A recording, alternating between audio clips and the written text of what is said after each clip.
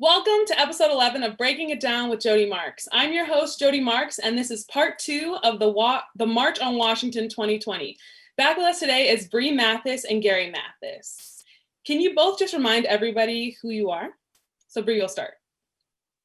Hi, my name is Bre Mathis. I am a project director for a mental health program that's funded by the county, and it's focused on innovation and helping to go into areas that are high risk, low socioeconomic status, and to help create change by making communities more trauma informed, as well as helping them to become more resilient.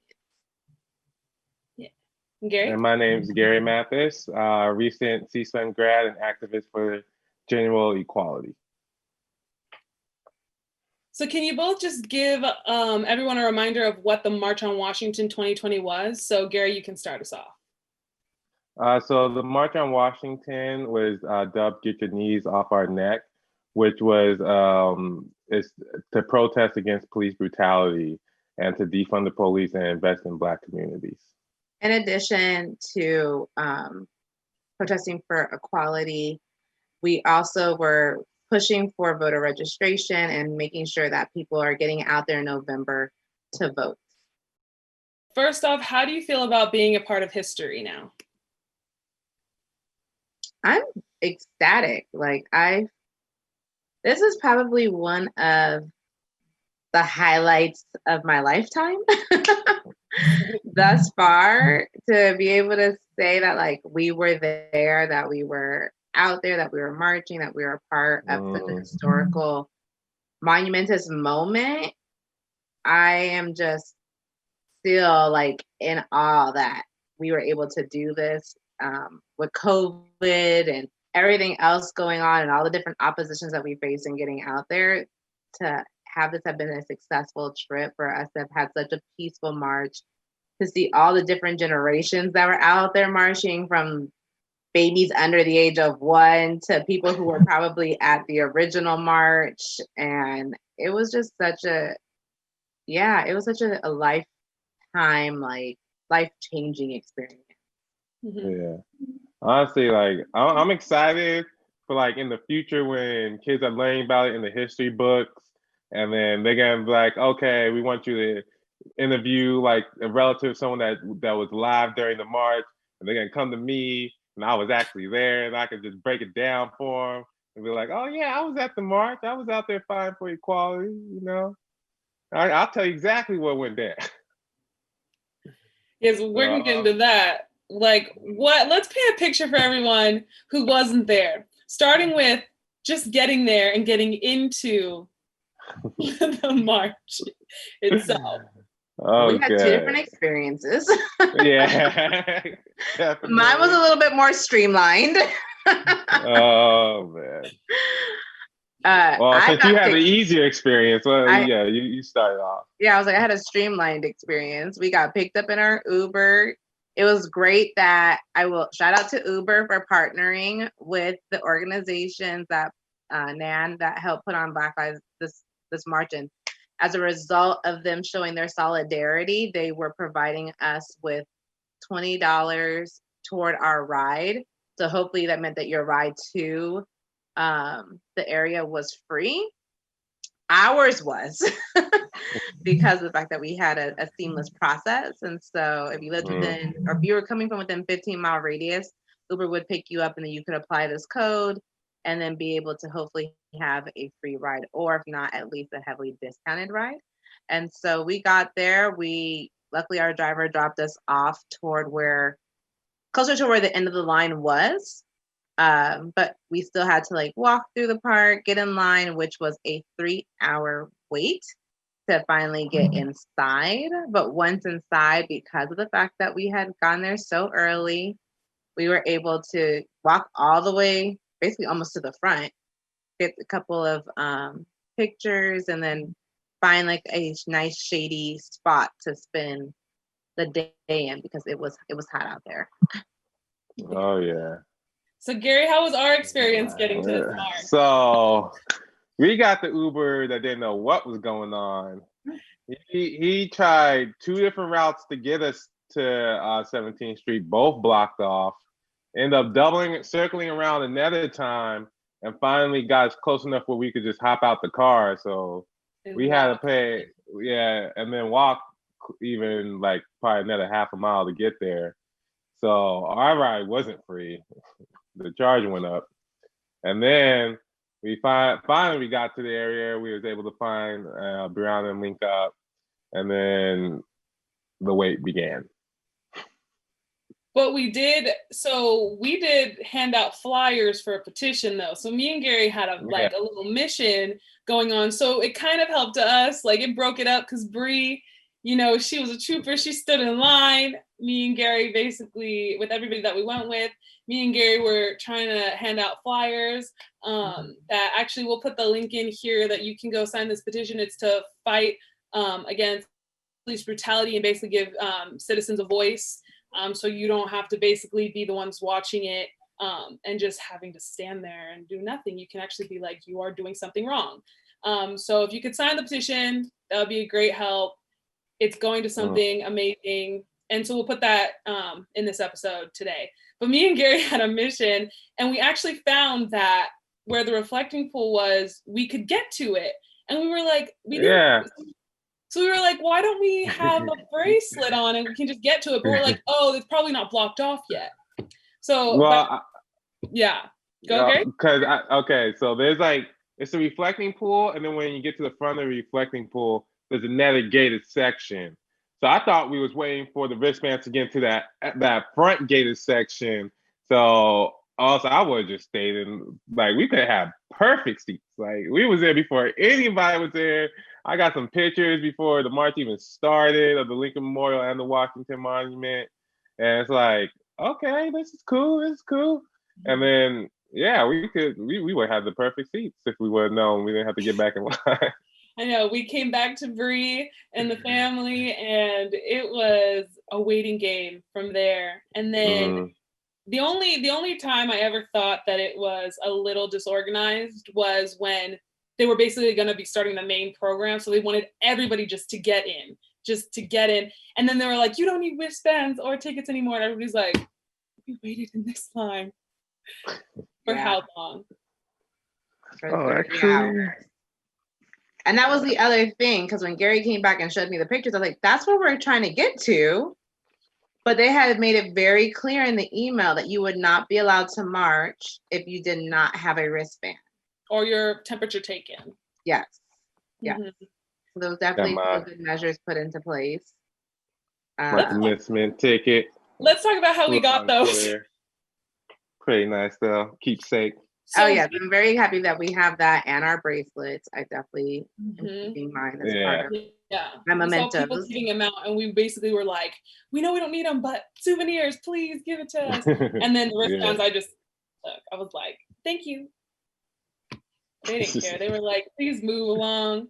No, by the time we're going in, they just all right, just get in. We need everybody at the march. Just get in there. Which is kind of cool though, because that's why we're all here. You don't want people waiting in line when they're actually getting started. So yeah.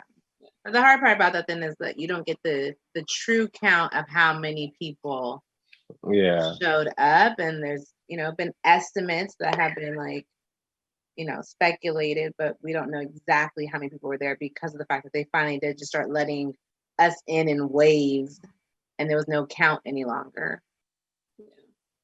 But how did you feel about that moment, being so close together, and COVID was still, obviously, it's still very much a thing? Did it ever cross your mind? Of course. Yeah. Honestly, it never did. I really was just give me my ticket. Where can I go? I never thought about it once until we sat down, and I was like, oh, there are a lot of people. Okay. But when we're staying down, people were pretty spaced out though. It's not, it wasn't a full 6 feet, but everybody, you weren't shoulder to shoulder. You could put your arms out and you won't be touching no one, which is. And people kept on their masks. Yeah. The whole time, which I definitely appreciated. People did try to keep some distance, even though it's hard to maintain a full 6 feet, like Gary was saying. But even when we marched, people tried to keep some space and try to have some social distancing as much as possible. So for me, like, I think more so when we were like, not when we were in line, but when we were trying to like get to the point where we're like all rushing in now because of the fact that the program was starting and they really wanted us in. At that point, that's when we started becoming very close to each other. And I was just like, oh, I don't, back up. Like, I don't like this. I don't know you. You're not part of my pod. Trying to hold on to each other, like, where are you going? Yes. Oh like, yeah. oh, his arm brushed mine. Put on some hand sanitizer on my arm. Yeah. How did you feel when you were walking up though? Like, because that reflecting pool is longer than people think. So how did that make you feel when you're actually walking that path?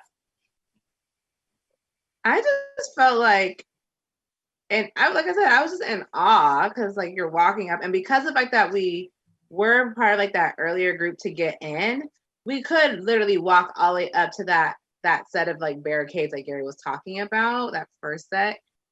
And I was like, oh my God, like it wasn't empty, but it just felt so empty because it's such a huge space. And the fact that we were able to get all the way to that very front, right up against the barricade, and like take a couple photos. So I was kind of like, oh, I hope there's gonna be more people. And I know that there was more people because I've seen how long that line had gone after we were in. Like it was way longer than where we even started, and we were in it for 3 hours. I can't even imagine where that end of that line was and how long we were gonna have to wait. But I was just like, I hope more people are gonna be in here. Like this needs to be like a movement. Like we have to go up in force and in numbers. And so I think at one point it was maybe like an hour into it. I like finally like looked around. I was like, oh snaps! Like it's full in here. Like it's all the way back at the end of the pool and way past that, and all up on the sides and into the hill area, and in the pool. In the pool. In the pool. I'm like, we are in here deep. Exactly. Showed up in full force, even though COVID, and then not counting even like, who participated in the virtual march. Like that's his own set of factors too. But yeah. Let's talk about getting in the pool. We got in the pool. Yeah. We did. Oh yeah. Honestly, I want when I first saw people getting in the pool, like I kind of have that urge to like, yo, honestly, it looked like it probably feel good too because it was hot. So hot. Get your feet wet. So we ended up getting in the pool after the actual ceremony and get some pictures. But I thought that was actually kind of a cool experience to be able to say, yo, I was in the reflection pool. Like, yeah.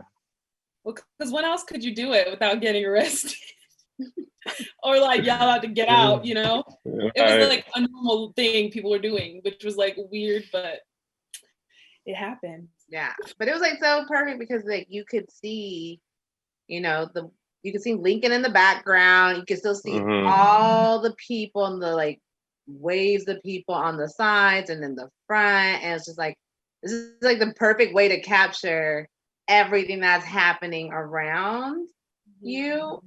And it's like, yeah, like, let's just go ahead and get it. Like you said, Jodi, too. Like, when else are you going to get in this pool? Exactly. Never. Never. I would not do that if they were not that many. Well, now, I don't know. I go back. I may just try to sneak in real quick, take a picture. Let's not. And say we did. You already have great pictures.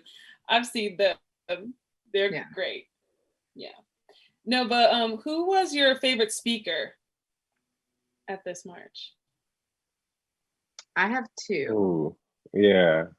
I think we have the same too. Okay. So Frank Nitti, who I had not Frank Nitti II. I had not heard of him until that day when he got to speak.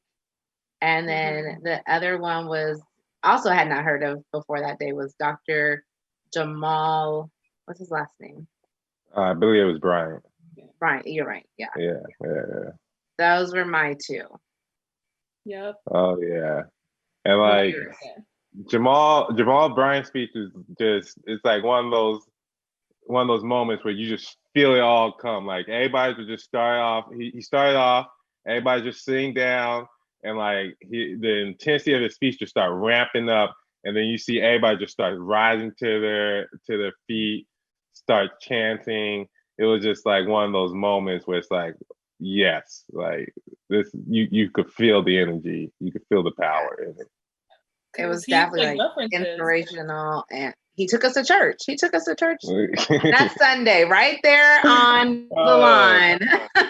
Yes, when he was using the references. Migos. Oh yeah, he started off quoting Negro slave hymns, spirituals, Negro slave spirituals, and he went from that to Maya Angelou to quoting the Migos. I'm like, he's in every generation. Like, he was like, if this thing is gonna hit you, you're gonna know one thing. You know, he was like, because he even said, he was like, if you don't know Maya Angelou, then you must know the Migos. I was like, yes. I kind of wanted to walk it like you talk it. That was. And also, I rise, we rise, and like that. Like I was like, yeah. And that's like one of my like favorite poems too. And I was like, yes. Yes. I remember everybody on their feet after that, just clapping. I was like, come back. Yeah. I know, because everyone before was getting like 2 minutes to like speak really quickly. And his speech was only 6 minutes, but it was so powerful in that 6 minutes that I was like, that man, like I could have listened to him all day. And I didn't know 6 minutes. It felt like 2 minutes. It was so quick, honestly. It did. But you know what? We have that for you today, so we're gonna play it right now.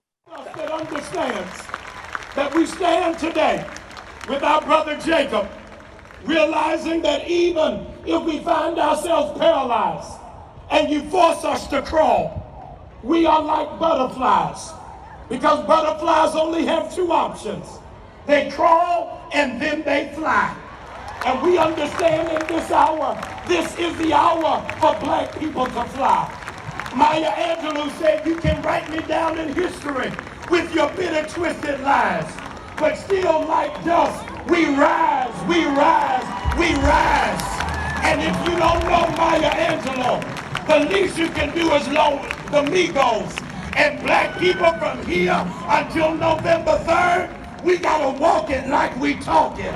We gotta keep moving until our generation takes the baton, changes the country, and makes America great for the very first time. Black people, rise up and accomplish what you will.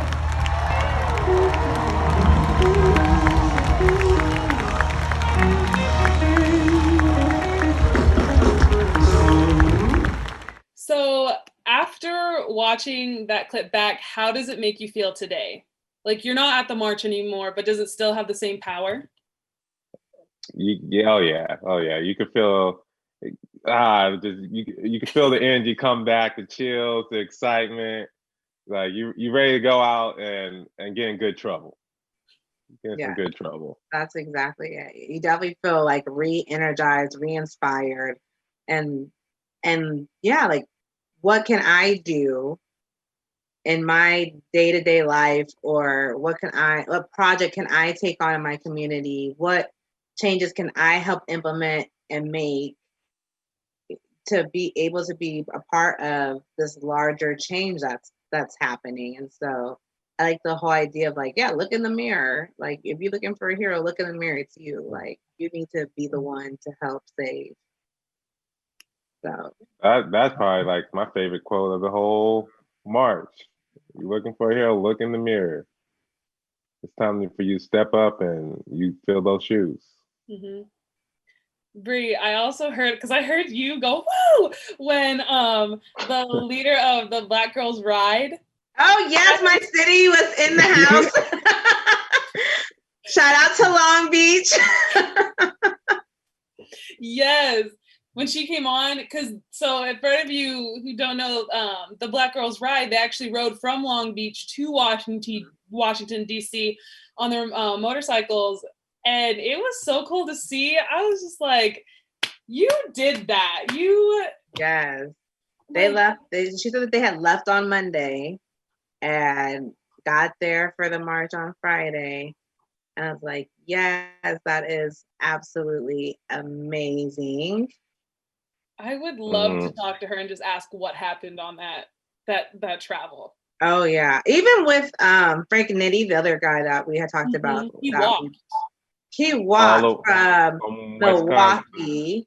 Yeah. 750 miles over the course of 28 days. Like, now that's a march. That is, I can't even imagine. And he did talk about some, like, just briefly, just touched on some things that happened. Yeah, those shotguns. That people came out with shotguns. People shot at like, whoa. They had escorts and they had, different like EMT that was with them, traveling with them to make sure that, everyone was okay. Which that's amazing to see that like people come together like that. But then he said that everyone that was coming out to, chant or not chant, but like to spew racism, they all had Trump 2020 signs. And that just really speaks to like why it is that we're out here and stating that like we have to get him out of office. Yes. And I would love like I'm like, I hope they record this. I hope it's gonna be a documentary on Netflix one day. Like I just would love to see like what happened on their march. Like 750 miles. And even before we went, I had just jokingly looked up like, what if I marched to Washington, D.C. from Long Beach? I'm like, how long is this march? I was like, I could do this. Like if I really just if my job would let me off for over a month, I could do this. See, but you're saying like the walk. I'm thinking, what states do you hit in between that really? That was the thing. Like I would just randomly, on Google as you like look at GPS, like it'll show you and it'll show you like a picture of like where you need to turn right. So I was like looking at some of like where some of the states were. And it's when you get to that like Midwest area, it gets real suspect. And looking at those pictures, I was like, I don't want to walk through there. No, I'm good. Like, So I can't even imagine what he saw on his march. Oh yeah. And also we have to talk about Martin Luther King Jr.'s granddaughter. Her speech. She's good. She is good. So that's her grandfather's genes, that's for sure. Oh yeah. You could tell she was getting so into it when she was starting to get a little bit ahead of herself. But like she was slamming on the points. She was bringing the energy. The crowd was returning the energy. You could tell the King bloodline runs strong with her.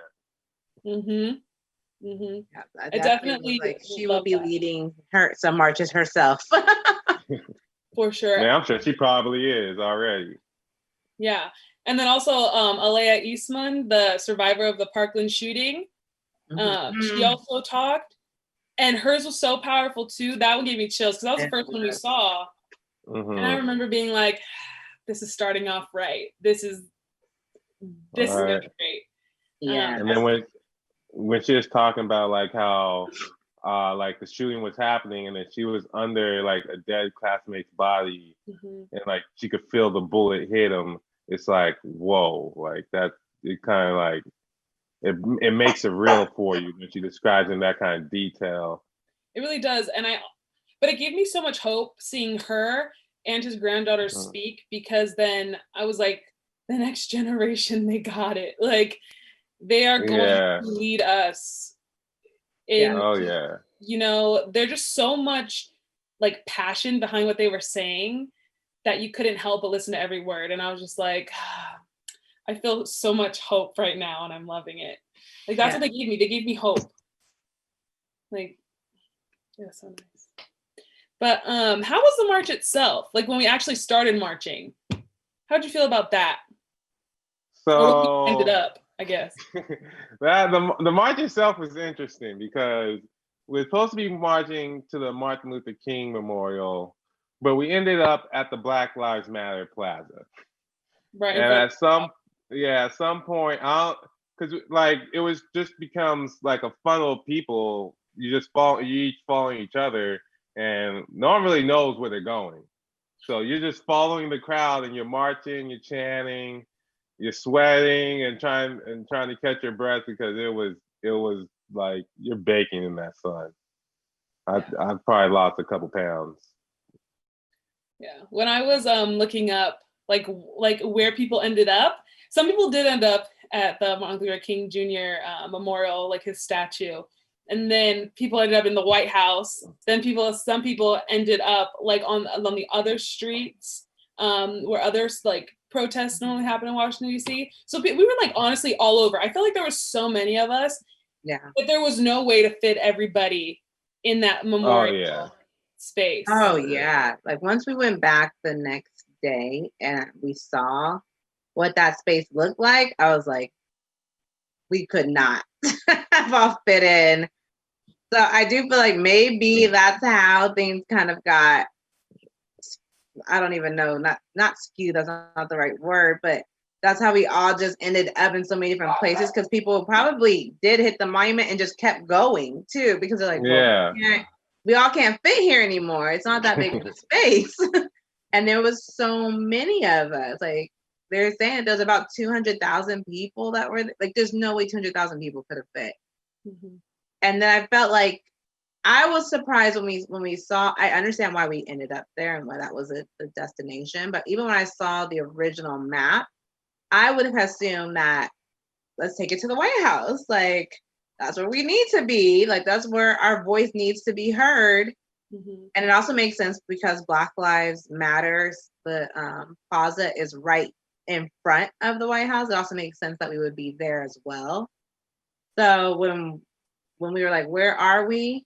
We never hit MLK statue. Like, where are we going? And Gary looked at me and was like, well, the White House is right up here on the left. So it's like, that makes sense. But then it was barricaded off, so you couldn't even get down there. Anyway. I know. He was cowering inside the White House. It was like barricade. It was like the fence. It was just fenced around, and you couldn't. Like we didn't even realize we got to the White House. Like you couldn't see it.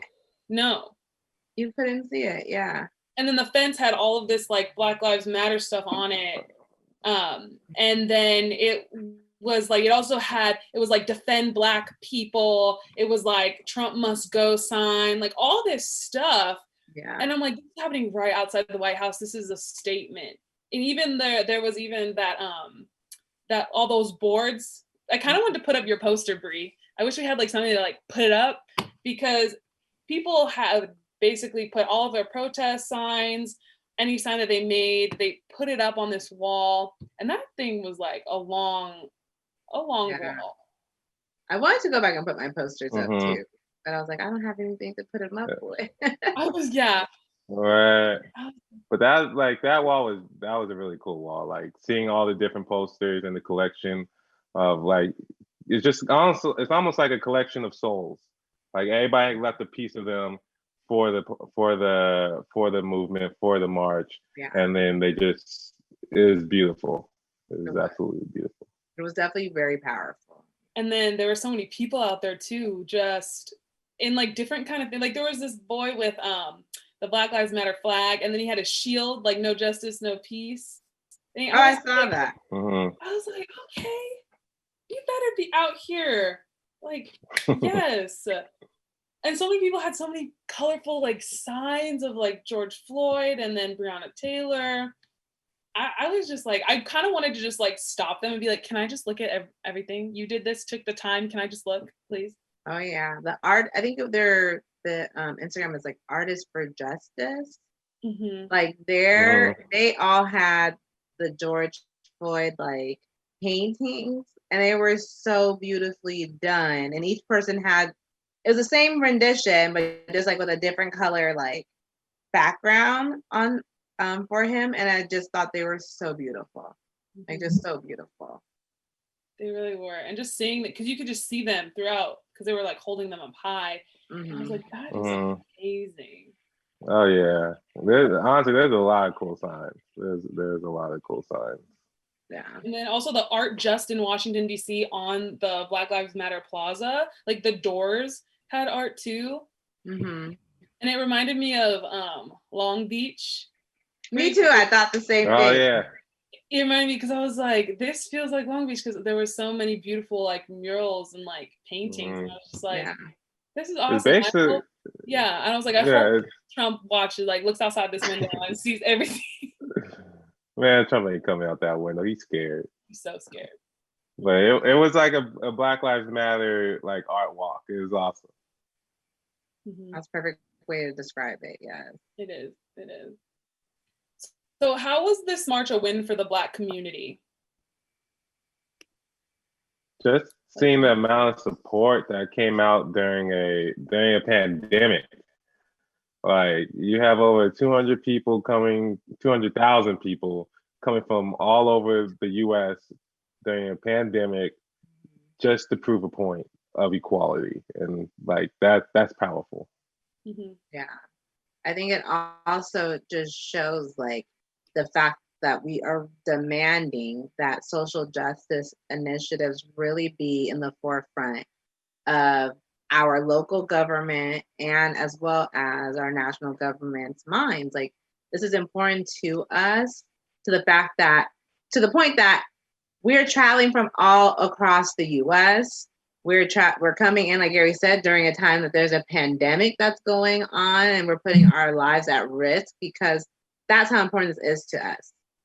Because at the end of the day, yes, COVID has killed all these people, but police brutality, social injustice, that's killing way more. And so we need to make sure that while you guys are coming up with plans around COVID, that you're coming up with plans for this as well. Yeah. And then when you say us, it's not even like just the Black community. It's white, it's Asian, it's Mexican, like all races, all sexual preferences. It doesn't matter. It's just equality for all. What will you take away from this march personally? To Bre? I think just the feeling of like how inspired or how inspirational it really was to be a part of this. I like one of like the moments that like really stick out in my head right now is when we were coming up beside like the White House, and it was getting a little sparse because we had to like take a rest break, and this man, no one had been chanting, so this man starts to chant again for like no justice, no peace. And I look over, and it's probably somebody like around my grandpa's age, like probably in his 80s with his wife. And I was just like, and his voice was definitely like loud and thunderous. And I was just like, yes, like he's like, no, we're not done chanting yet. Like he's like, and I'm about to lead it. I remember that. It ain't over. Yeah. I remember that because I remember looking at you and being like, I bet you they were at the first one. Like that's what I literally was thinking. I was like, I bet they were here in the 60s. And as he was starting it, I was like, I'm dying right now. Like I'm so high. I need water. But if you're gonna start it, I'm following. So my mask muffled. Yeah, I remember because we took our little break, and then he started it, and I said, "We got to get up, we got to go," because none of us were expecting to march that far. Yeah. Yeah, so everybody's out of water at this point too. Like it's so high, we done drank all the water. You don't even want to eat the snacks because you're already thirsty, and you're marching on will at this point. Yeah, well, think about this, right? We got there at 7:30 a.m. in the morning, right? And the march, we didn't end our day until what? Like the sun went down. By the time we made it back to the house, someone would walk by right now. But by the time we made it back to the house, it was already 6 p.m. Yeah. So we had been out in like the heat. 12 hours. Yeah, over 12 hours. Yeah, we start from like when we left, and then by the time we returned, like it was a 13-hour day. And that, it was hot. The one Yeah. day it was super Yeah. hot in Washington was the day that we had the march. You know, Oh, but I man. wouldn't change it. I would not change it. No, It was Mhm.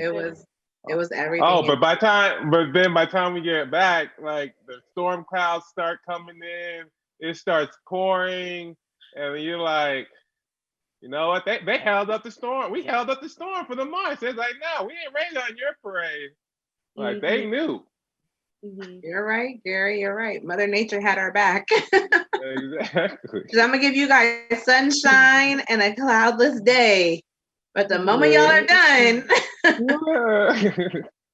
cue the rain. Damn, thunderstorm. Yeah. So we were lucky enough to be able to stay the rest of the weekend and get to see basically other monuments. When we went to the MLK monument, though, how did that feel for you? Because we didn't get to see it the day before, you know, because we went to Washington. We went to the White House. But how did that feel for you in that moment when you finally saw it? I had never seen it, so like when I saw it, I was like, wow, this is like it was a beautiful monument. And then there's some flowers on it, which is like is pretty cool. And there's just a line of people waiting to take a picture with it. And then we got ourselves in that line. You have to. It was definitely like a very powerful piece. Also, like the fact that it's, you know, prominent from the other two pieces of the stone that's supposed to be a part of, to show that it's like emerging. And then Gary and me, our grandfather, actually like helped to financially contribute the part of the donations for the building of this piece. So that I think also meant something too. Like, like grandpa, like this is what This is what you have to do. I know. Yeah, we're here partially because we have this here because of you. Like it's kind of cool. Yeah, like this is where your money went. Like that's amazing to see that. And then they also had like his quotes in the background, like on the background walls, which is pretty cool. So yeah, Gary and I actually saw Martin Luther King III and his family while we were leaving, and that was really nice because I was like, we just saw you speak, and now we are here at your father's memorial. So wow! I didn't know that. Yeah, because you were in the car before us. Yeah, yeah, because you guys always get the better Ubers. Our Ubers take a while. So this time it actually. But you guys yet still beat us back to the house most of the time. I don't understand that. Like when we leave for a destination, we get to the destination first. But when it comes time to go home, we get in the Uber first. But we always get there last. They take the scenic routes. Right. Yeah, they do. Like, Yeah, they do. But it was really special to see him, and I was like, wow.